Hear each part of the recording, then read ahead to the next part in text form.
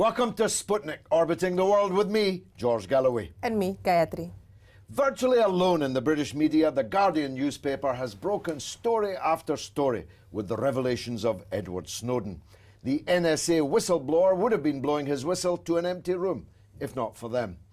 Our guest on Sputnik this week played a key role in bringing Snowden in from the cold and to the attention of anyone who was actually paying attention to what our governments are doing in our name, and often against us. He was the Guardian's Washington correspondent at the time and remains one of its most senior reporters. Ewan McCaskill. Ewan, welcome to the Sputnik. You and I have known each other for a very long time, but I was mildly surprised when I read Luke Harding's book, The Snowden Files, to discover the key role that you had played in all of this. The editor, quite correctly, thought that a senior Scots reporter like you was definitely the best person to go to Hong Kong and check out the bona fides of Edward Snowden. Tell us, if you would, about that. I was in the Guardian's New York office on a Friday afternoon. I was thinking about the weekend. I was thinking about going to lunch, and one of the Guardian editors, Janine Gibson, called me over and says, I want you to go to Hong Kong tomorrow. And like any good reporter, I said, sure. I didn't know what it was about. And then she briefed me and said, look, Glenn Greenwald, Guardian columnist, Laura Petraeus, a documentary filmmaker, have been in touch with someone claiming to be a spy, and he's prepared to hand over top secret documents. But we'd like you to go with them and check out whether this is for real or a fruitcake. You know, at the time I thought I was just going for a couple of days. I thought, this can't be real. You know, when I turn up there, discover it's some, 50, 60-year-old intelligence veteran with disgruntled over the way he's been treated, and, there won't be much to it, and I'll be back in America, on Monday or Tuesday. We arrive in Hong Kong and we discover, this guy's for real. In the middle of a historic story which is running and running. So your first surprise, I think, was his age. Yeah, what was, again, when we went there, I'd built up a picture of him as a sort of grizzly 50, 60-year-old veteran. And then Snowden at the time was 29, but he's so thin and skinny, he actually looks about 22 or 23. And he starts telling us he trained with the US Special Forces, he worked for the CIA in Geneva, he worked for the NSA in Japan, he worked for the NSA in Hawaii. And I'm thinking, this isn't possible. This is the stuff. That's what happens when you get to our age. You begin to doubt that youth can possibly have done exactly what they have done. I'm interested in the human side of this story. What was he like as a person? I'll say straight out, I think he had a lot of courage. He had a nice life, paid plenty of money. He's living in Hawaii, he's a nice girlfriend, a job that commands lots of respect within the US establishment, and he gave it all up. And he was taking a huge risk going to Hong Kong. He'd never met any of the journalists before. He wanted the story out, but he didn't really know people in the media. So he flies to Hong Kong. As soon as he flies to Hong Kong, he knows that the CIA and the NSA security police are going to start hunting for him. And he's done this. He's gone to Hong Kong in the hope that he'll meet journalists who will spread the word. So he was taking a huge gamble. If they'd caught him before he'd given the interviews, the chances are he would have been locked up and we'd never heard of him again. What was his motivation then in giving all this up? Well, it's certainly not for the money, because he hasn't attempted to cash in, he hasn't written a book or anything like that. And he's not egotistical either. He's a fairly shy, and for the first 6 months, he was fairly reticent. He did this out of disillusion with the intelligence services. He's a Republican. He belongs to the libertarian wing of the Republican Party. He's not a typical Guardian reader. I think what triggered him, the wing of the Republican Party he belongs to believes in small government. It believes in privacy. It believes in the Constitution. And he realised once he was inside the system how widespread surveillance was, that it extended to every citizen in America. And for him, this was just totally unacceptable. For him, he still regards himself as a patriot, And what the NSA and the intelligence services were doing was unpatriotic. Indeed, he thinks they're the traitors, Yeah, not him, and a lot of people agree with that. Now, you've been around the block and seen many things, but even you must have been startled by the scale of the perfidy that he was describing. Well, he gave us, he gave the Guardian about 60,000 documents, and these aren't single-page documents. Some of these, one single document can run to a couple of thousand pages, you know. And he gave more documents to Glenn and Laura, and when you put these together and you start reading through it, you just realise the scale. I mean, there's almost nowhere in the world the NSA and the British equivalent GCHQ can't listen in on. You know, or intercept emails, phone records, Skype, Facebook. I mean, I went there to Hong Kong naive, you know, thinking, okay, maybe they might look at emails, but maybe not. Now you realise they can intercept anything. Is it can or does? Well, they've got the capability, and they use that capability. You know, it's a matter of debate just how widespread it is. The NSA and GCHQ continue to insist we only use this when we're looking for terrorists or criminals, and as long as you haven't done anything wrong, you've got nothing to worry about. People like Snowden say, well, it's much more pervasive than that, and lots of innocent people, they go in and check their data, and you're vulnerable. You know, once they've got access to your personal details, you know, you should be concerned about it. He then went to Moscow, and he resides there now on a temporary asylum. What lies ahead for him? No one has the answer to that. His visa runs till the end of July, and the expectation is that the Russian government will extend it. They've said that. If for some reason they decided, no, we don't want him anymore, he's got a year in which he can appeal that decision. So he's got more than a year left in Russia. The danger for, I mean, Snowden would much rather be in Western Europe, say Germany, or even back in the US if the US were prepared to do some deal and offer him clemency. But he's still better off in Russia than sitting in a supermax penitentiary in Colorado. At least, unlike Chelsea Manning, whose voice we never really heard, and we were never able to flesh out her personality. At least with Snowden, he's a voice there, and he's capable of changing the public perception of him. He's capable of participating in the debate. So, you know, for the time being, you know, Russia is the best place for him. We debated, after Hong Kong, we debated what would have been a good option for him. You know, could he have gone to Iceland? Could he have gone to Venezuela? Yeah. But now we realise, actually, there was nowhere, even if he was in Venezuela or Iceland, the Americans were capable of putting enough economic pressure or, you know, or some even kind bringing of the airplane to the ground, like they did that, with yeah. the They Bolivian probably president, never, yeah, exactly. when they thought that he was in the back of the plane. So the only two places that he would have relative safety are Russia or China. It's hard to think of anywhere else in the world. Is he lonely?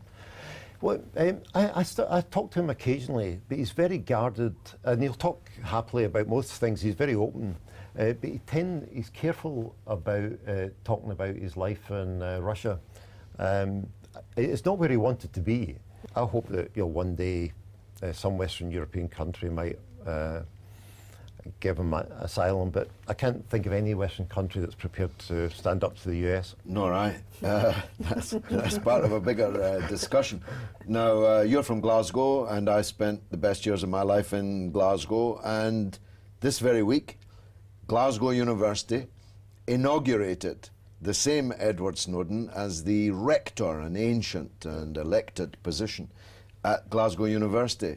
That gives me some pride. Does it fill you with some joy also? It does. I spoke to Snowden about this, and I kept saying to him, this is a really big deal. You probably remember as well, when Jimmy Reid in the early 70s, this was a leader of the shipyard workers in the Upper Clyde. When the students at Glasgow University, and Glasgow University used to be a fairly conservative university, when they elected Jimmy Reid, a communist, as the rector, they were sending a signal. They were endorsing Reid. And that's what they've done with Snowden. For a lot of the world, Snowden is a traitor. For other people, he's a whistleblower. And what the Glasgow University students have done is, we're saying we think this guy's a whistleblower, not a traitor, that he's done a public service. So I'm proud of the Glasgow students for doing this. There is also the matter of the chairing of the university court, which is an ancient privilege of the rector. I think there are grounds, next time you're talking to him, for saying that he has a protected position as the rector of Glasgow University and might be able to fly in and out of Glasgow to chair the court. I'm not sure that any government would either be wise or even perhaps entitled to stop him. I had thought of that. I thought maybe you could participate through the internet, but flying in is a very good thought. If you could get into Britain, then you could apply for asylum. The downside of that is the British government has been the most reactionary of all the governments involved in the Snowden saga, worse even than the Australian government. Compared to America, look at the actions the British government has taken, the arrest of David Miranda, get into The Guardian and destroying their hard drives, the language.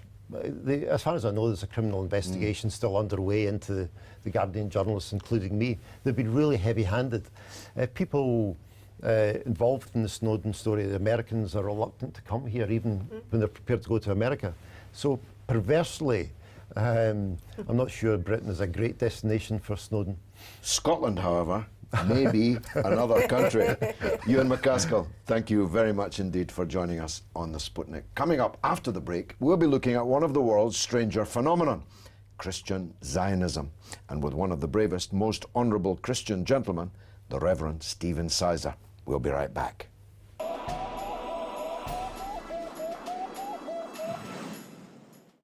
Welcome back to Sputnik. Easter has come and gone, but no prospect yet of resurrection for the Palestinian people who remain besieged, occupied, or even annexed. And yet, the world does nothing about it.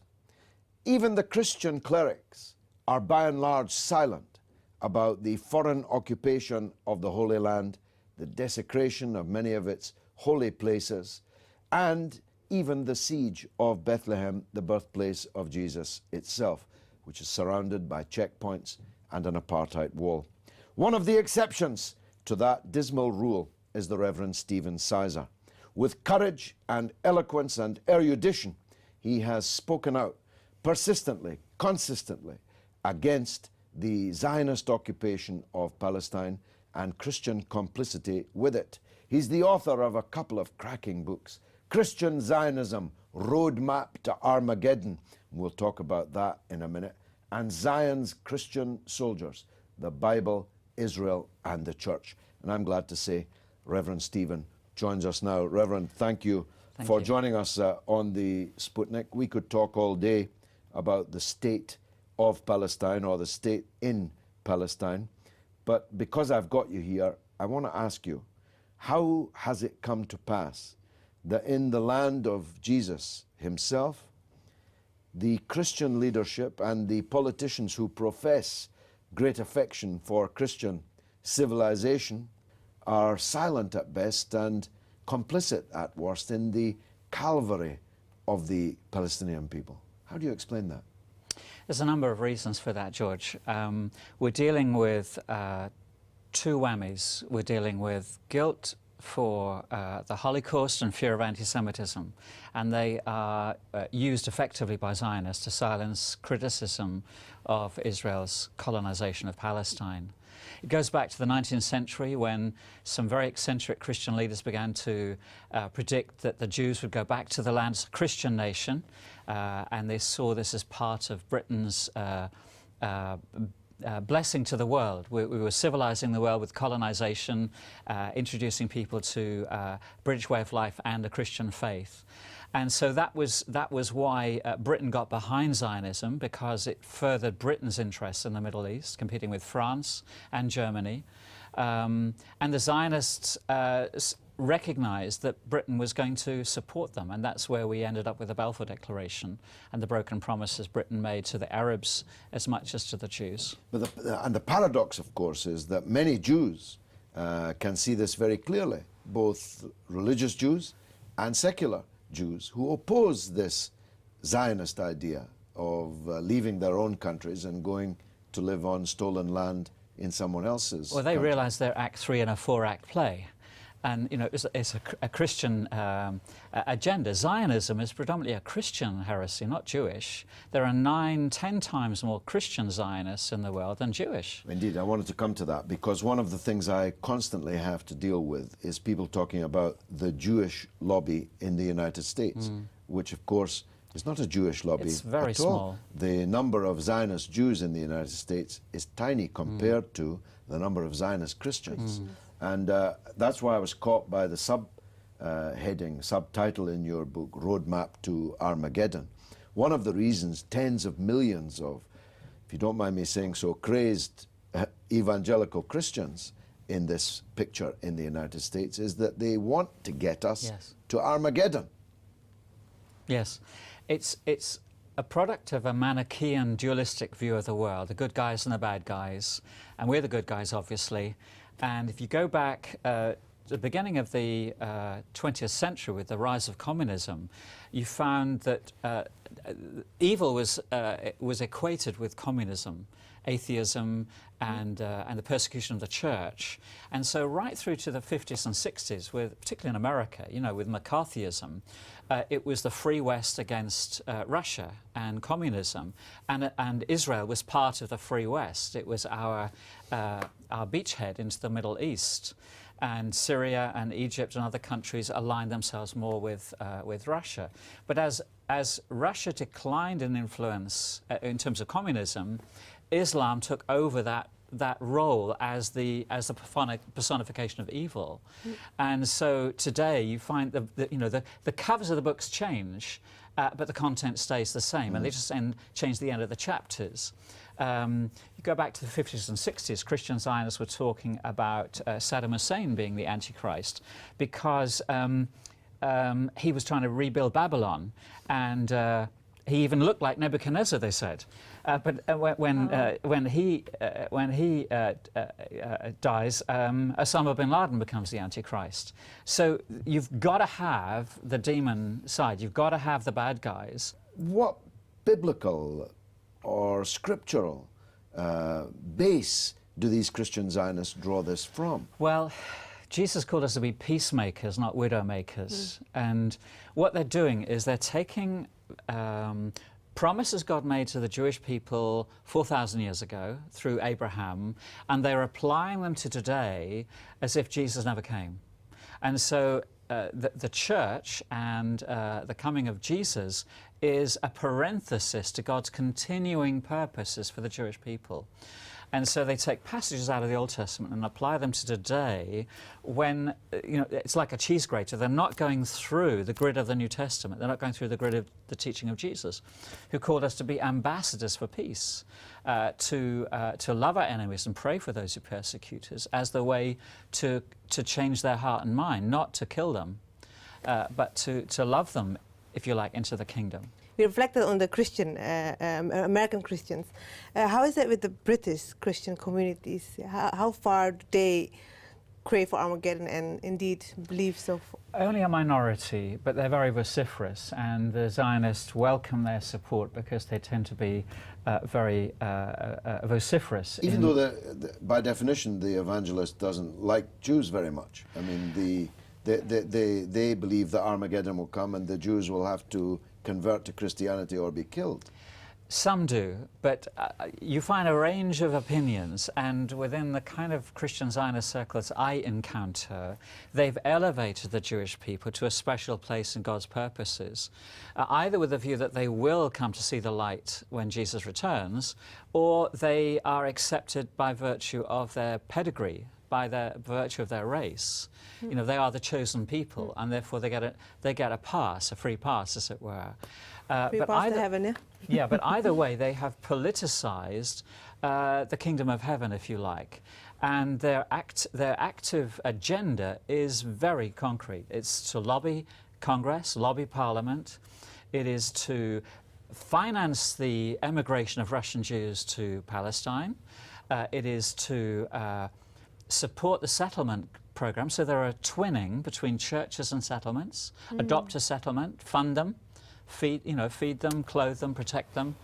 They're seeking to rebuild the temple, destroy the Dome of the Rock and rebuild the temple. So you've got an alliance with extreme Jewish groups that want to achieve that, all in the belief that Jesus will not come by himself. We must bring him by fighting, by supporting his chosen people. How grotesque. Amazing. The existence of a substantial Palestinian Christian population, and we could extend this into Syria, for example, where you have a very cherished and substantial number of Christians of most ancient heritage, Yes.